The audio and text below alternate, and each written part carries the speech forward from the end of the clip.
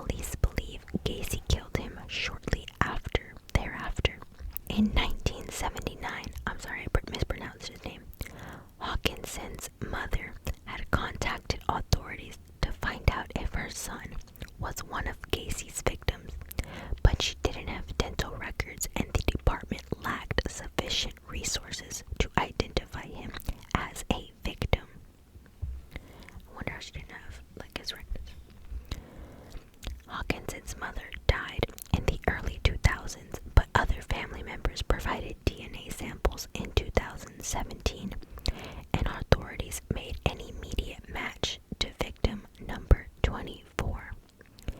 Wow, one of the victims it was barely discovered that one of the victims was of John Wayne Gacy in 2017. That is horrible. Trial and insanity plea. Gacy's trial began on February 6, 1980, with Gacy having confessed to the crimes. The arguments were focused on whether he could be declared insane and thus remitted to a state mental facility. Gacy had told police that the murders had been committed by an alternate personality, while mental health professionals testified for both sides about Gacy's mental state. After a short jury deliberation, Gacy was ultimately found guilty of committing 33 murders, and he became known as one of the most ruthless serial killers in U.S. history. He was sentenced to serve 12 death sentences and 21 natural life sentences. Execution. Gacy was imprisoned at the Menard Correctional Center in Illinois for almost a decade and a half, appealing the sentence and offering contradictory statements on the murders in interviews. Though he had confessed, Gacy later denied being guilty of the charges and had a 900 telephone number set up with a 12-minute recorded statement declaring his innocence. As both anti-death penalty forces and those in favor of the execution made their opinions known, Gacy died by lethal injection on May 10, 1994, at the Stateville Correctional Center in Crest Hill, Illinois. John Wayne Gacy's art. While imprisoned at the Menard Correctional Center, Gacy took up studying the visual arts, especially painting. His paintings were shown to the public via an exhibition at a Chicago gallery.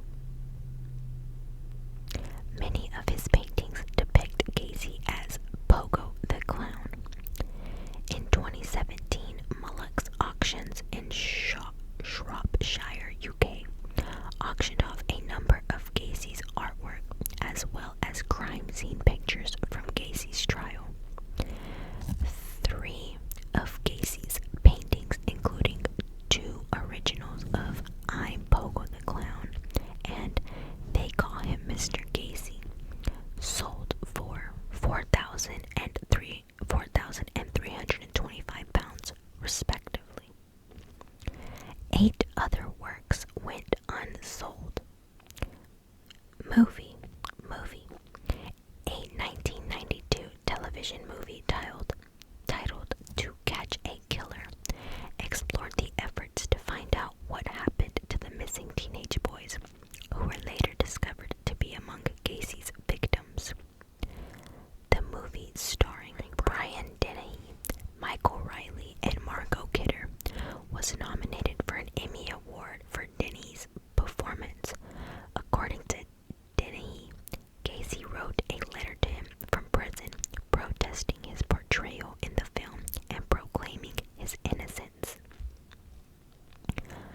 John Wayne Gacy's house.